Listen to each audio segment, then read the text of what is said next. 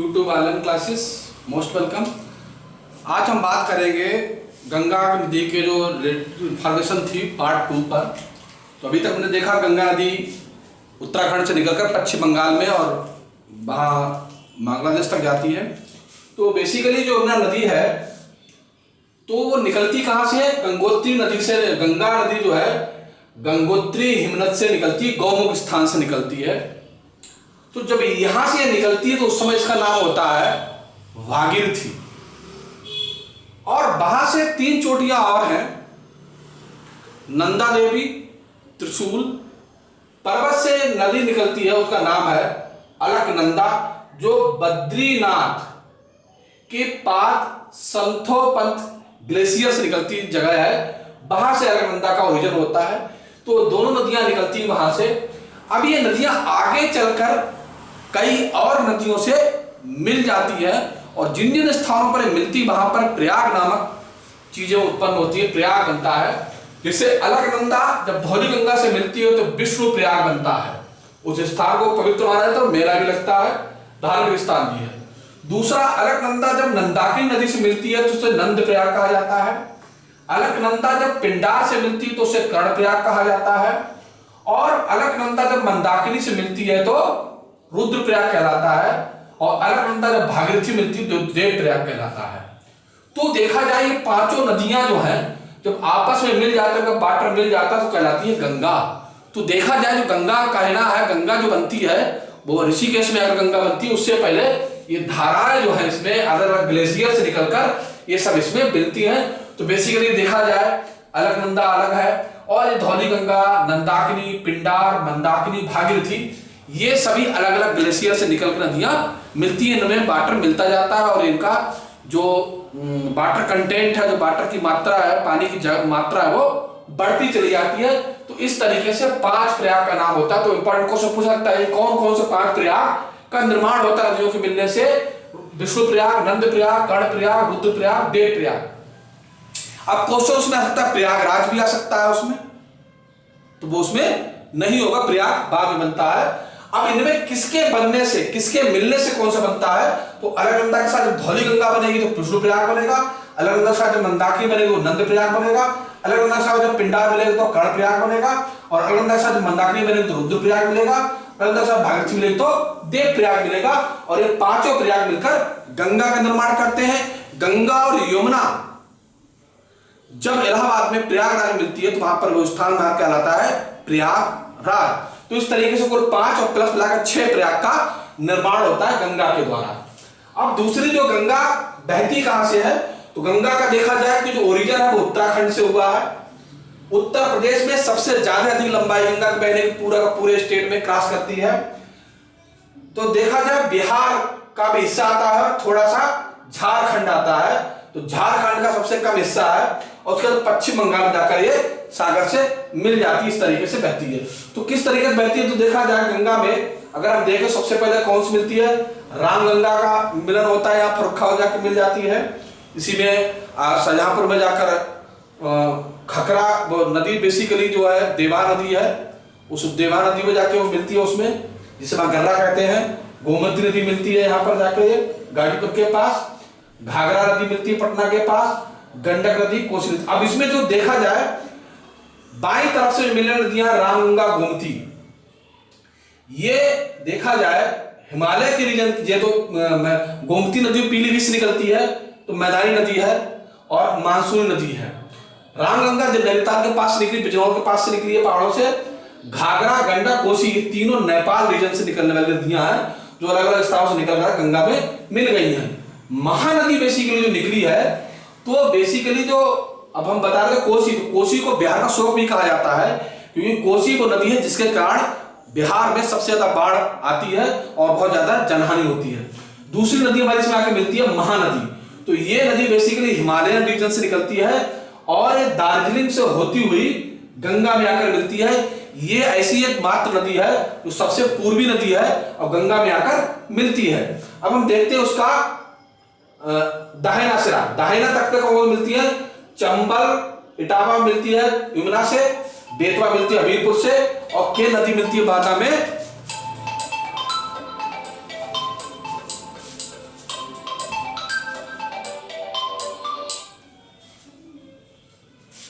चंबल इटावा मिलता है और बेतवा और केन बांदा मिलती है। तो इटावा हमीरपुर बांदा में चंबल बेतवा और केन मिलती है यमुना से, तो जिससे यमुना का बहाव प्रभाव और बढ़ जाता है, बड़ी हो जाती है, और जो यमुना नदी है वो इलाहाबाद जाकर गंगा से मिल जाती है। उसके बाद टोंस और सोन नदी मिलती है। तो ये जो दो नदियां हैं बेसिकली ये सभी जो है विंध्याचल यानी कि एमपी साइड से आती है, मध्य प्रदेश साइड से आकर यहाँ मिलती गंगा के प्रभाव को बनाती हैं। अब बात करते हैं कि जो गंगा नदी उस पर 3 बांध बनाए गए बेसिकली, टेरी बांध, भीमगोंडा बांध, फरक्का बांध।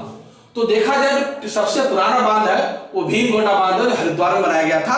अंग्रेजों ने सबसे पहले उसको 1840 में कच्चे बांध के रूप में बनाया था, जिससे ऊपरी गंगा के द्वारा इसमें एग्रीकल्चर की सिंचाई होती थी। और उसके बाद बरसात में मानसूनी पानी के कारण जो टूट जाता था तो किसी यूज का नहीं था, एक ही सीजन मिल पाता था। तो फिर बाद में जब देश आजाद हो गया तो उसका इसको पक्का बांध बनाया गया। फिर अपर गंगा और लोअर गंगा का निर्माण किया गया जो हरिद्वार में, हरिद्वार के पास एक भीमगोंडा गांव है उसके पास का निर्माण किया गया है। अब टेरी बांध टेरी गढ़वाल में बनाया गया है। ये बेसिकली बनाया गया है जो गंगा की एक धारा है भागीरथी, तो इसका निर्माण बेसिकली गंगा का किया गया है, भागीरथी रिवर पे किया गया इसका निर्माण, भागीरथी नदी में किया गया है।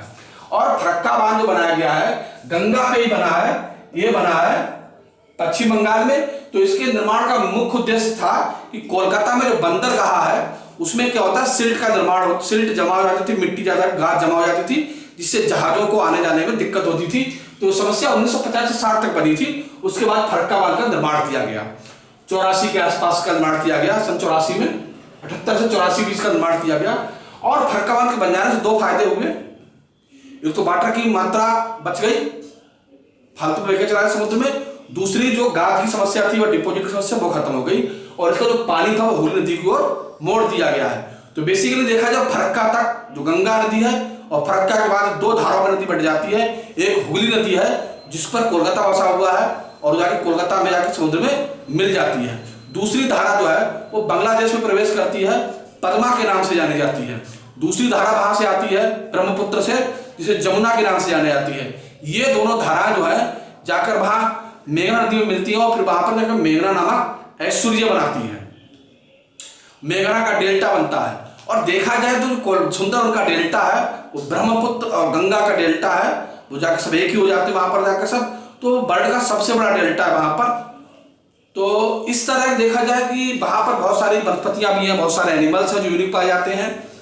तो वहां पर जो बेसिकली जो पौधे पाए जाते हैं वहां पर जो सुंदरवन का डेल्टा है वो सबसे बड़ा है। तो वहां पर उस डेल्टा के एरिया में सबसे ज्यादा राइस और कपास का उत्पादन होता है, जूट का उत्पादन सबसे ज्यादा वहां पर होता है।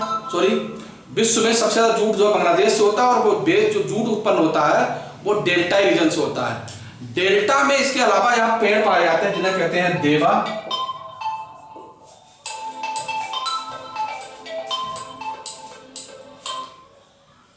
जिन्हें कहा जाता है देवा, मुर्तजा, देवा, मर्तजा, और इसके अलावा भी बहुत सारे आमपोली